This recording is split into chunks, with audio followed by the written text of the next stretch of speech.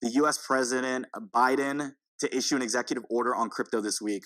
We talked about in February how this month was going to be critical for radical change regarding what crypto regulation was going to look like, especially within the US. Now, a lot of good news actually comes from this. When we're talking about executive orders, it sounds pretty bad. It reminds me of Executive Order 666 from Star Wars, you know, when Emperor Palpatine was going ham and the Jedi had the Fallen Order. A lot of disarray comes from that word, executive order. It feels like the people have no say. It feels like government doesn't have true democracy. But in issues like this, and even context of traditional executive orders, we've seen it play out, at least with the Biden administration, at least 80 different times within the past year. What you have to know with this executive order with regards to crypto, they're trying to just focus on three simple things. This is going to be CBDC, or cryptocurrency related to central bank digital currency. This is where stablecoins relating to the government, where they have a little bit more control over this asset, is going to come into place. They're also talking about how they can regulate more of the space in terms of security and safety. We saw the FBI opening up their own full division. I used to watch a lot of the TV shows back in the day. I used to love Law and Order, like Criminal Minds. And I know with some of those shows, they have their own special unit where they work on interesting cases like this. I just imagine that, analogy going towards what the FBI is building. I'm sure they're going to have a superstar team of geniuses that can help individuals, like the recent Bitfinex hack, where they were able to work alongside developers to make sure they can track that money so it never gets lost or it just continues to get laundered, and then criminals end up having money that they didn't work for. Well, they worked for it in an illegal way, but they didn't work hard for law-abiding citizen way.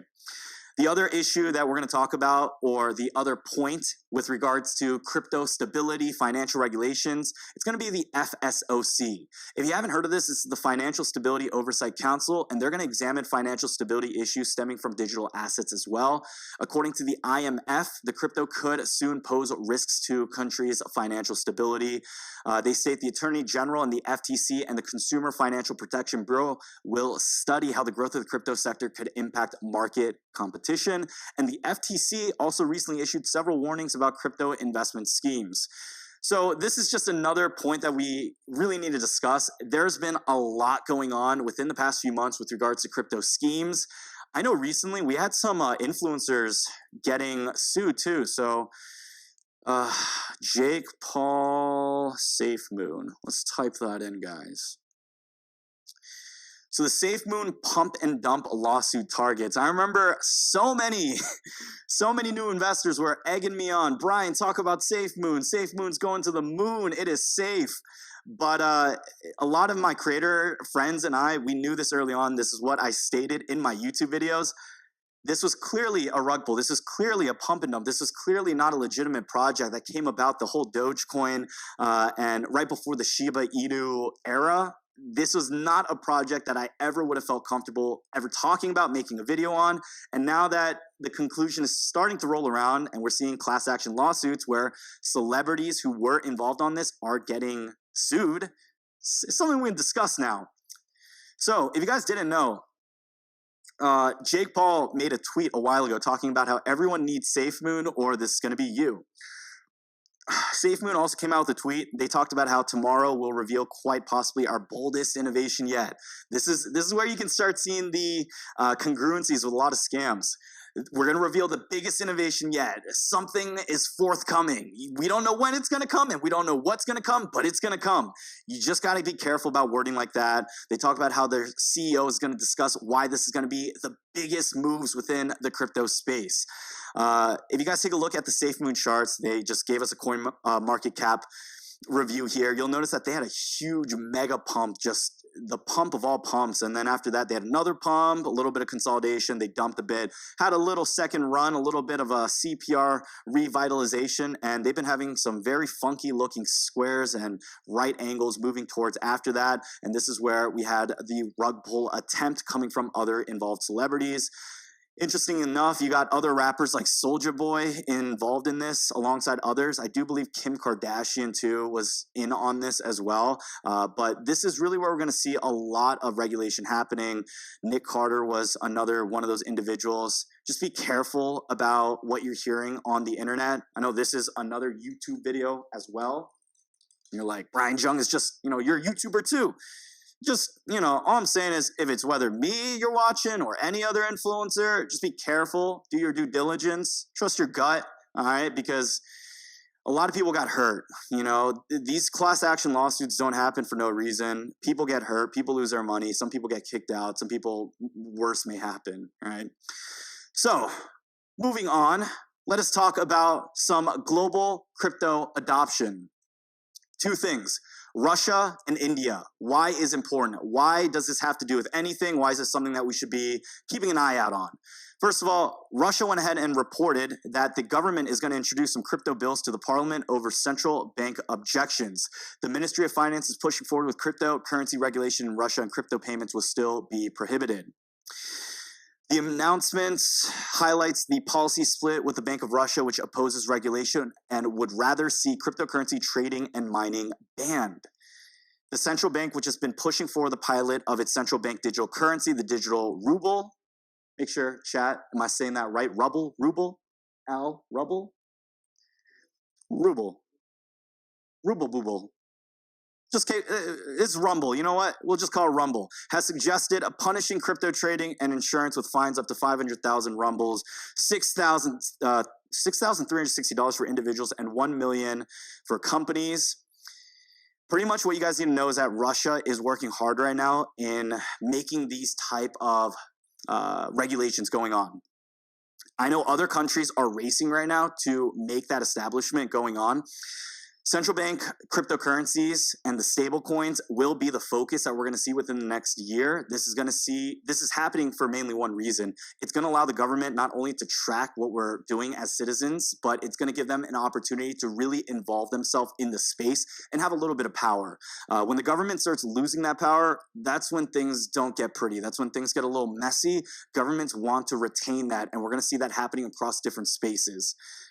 In addition to that, this article really touches upon pretty much what we mentioned as well, just giving a little bit of a different point. But this is the Russian Finance Ministry, and they said crypto shouldn't be legal currency.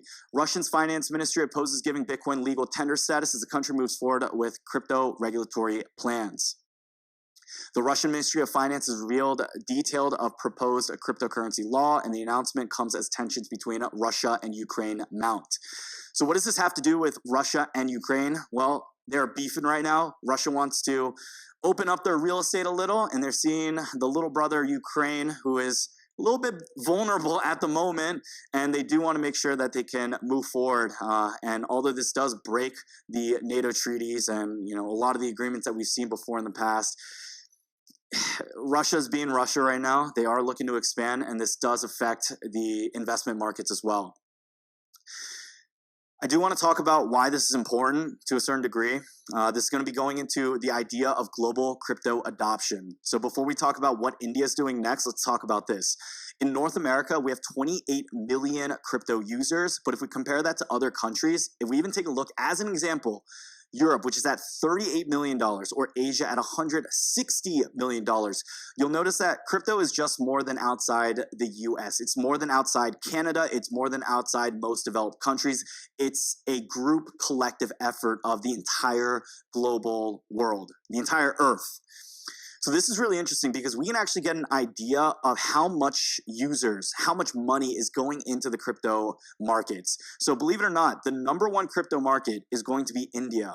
They're at 100 million users compared to the USA, which is at 27 million. And then we have Nigeria at 13 million in terms of crypto owners. And what you'll notice here is the percentage of the population. I find this so bullish for the space. This is because we are still not even in double digits for most countries with the amount of percentage of the population getting into crypto. Imagine all the crypto ads that we saw during the Super Bowl. If you guys try to go to any sporting event, right now UFC is owned by Crypto.com. We have SoFi Stadium, which has exposure to the crypto markets as well. We have FTX owning their own arena. We're seeing Bitfinex and all these other smaller exchanges getting their logos on jerseys. We're going to see the population of the entire world getting more and more involved into crypto. And when that happens, when we get new money, we're going to see the price of the markets expand. It's just a matter of when is that going to happen? When is the consumer confidence going to come back? That actually happens during probably the worst times to invest. When the market turns extremely greedy, when we do see Bitcoin going on another rampage, say it was back at $50,000 to even $60,000, that's when new money becomes interested.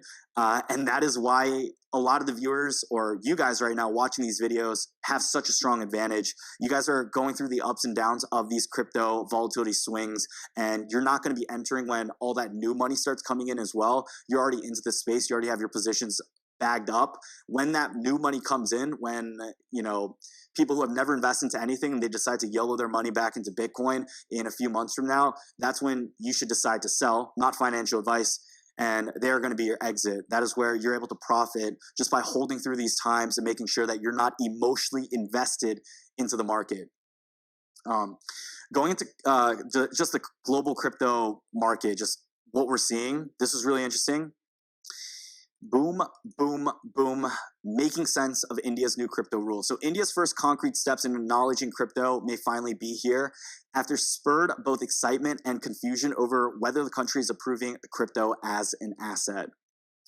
So first, the government intends to levy a 30% tax on any income generated from crypto transactions and a second tax of 1% on all transactions, also known as the TDS. If you're living in the US, you might think that this is ridiculous, but depending on your tax bracket, we're already paying short-term capital gains in this amount. 30% tax, it could be worse in Europe. I know is a lot worse with other common goods. If I'm trying to buy a new watch or any designer good, and that is getting caught, and you're getting income tax on top of that, it adds up. Second, India intends to introduce a digital rupee, a central bank currency, or CBDC, something we just discussed as well with what the US wants to do and with what Russia wants to do within this financial year. What all of this pretty much means for crypto and for us investors is that now India is starting to accept what crypto is. If you guys didn't know, this quote right here is significant. No longer go to jail. Previously, before in the past, investors in India of crypto were getting so much word from the government, where this was even happening just last year when crypto was going on the bull run. If anyone who was a citizen of India was involving themselves into crypto, they could have gone to jail. They could have found themselves getting hit with a pretty extreme fine. They state right here, India's yet to be introduced legislation could still impose jail terms or fines, but not for simply trading in crypto, but they would apply if one violates new tax rules that determine how much to tax pay. 30% tax on income from transfer, a 1% on all transactions, and then two other conditions are that one cannot offset losses from a transfer of digital assets against any other income, and that gifts will be taxed when it is in the hands of receipts. And NDTV also reports that individuals and corporations violating government rules on crypto finance will face fines on up to $2.7 million. Blah, blah, blah. Let's get that out of my system. So with that being said, guys, global crypto adoption continuing to rise up, and we're seeing other countries starting to onboard the train. This is really where that pivotal moment in all this is going to happen. With India, we still only have 7.3% of their entire population owning crypto. The statistic on how many people in the entire world that are unbanked is astonishing. And when we do have more and more access to peer-to-peer currency, or being able to just send money, or regardless of whatever your financial income situation is or where you live in the world, where you can have potential to make more money, that is going to be huge. The one thing you do want to note when it comes to India versus the US, the per capita is going to be much lower. So although there is many more citizens of India and US is just a quarter of that right now, this doesn't mean that India is going to have a much more drastic impact on the market when the per capita, or how much monthly income that their citizens earn, is going to be much more less. So if we talk about that, just going into some data, the income in India is not too high. Based on what I read earlier, here it is. It's actually $1,670 based out of 2016. So your household income, if it's $1,600 per year, you'll notice that it doesn't have too much effect in the market, especially if they're investing about 10% of that. But numbers do play a significant role, and it's going to really, just give us an edge in the overall space of the market.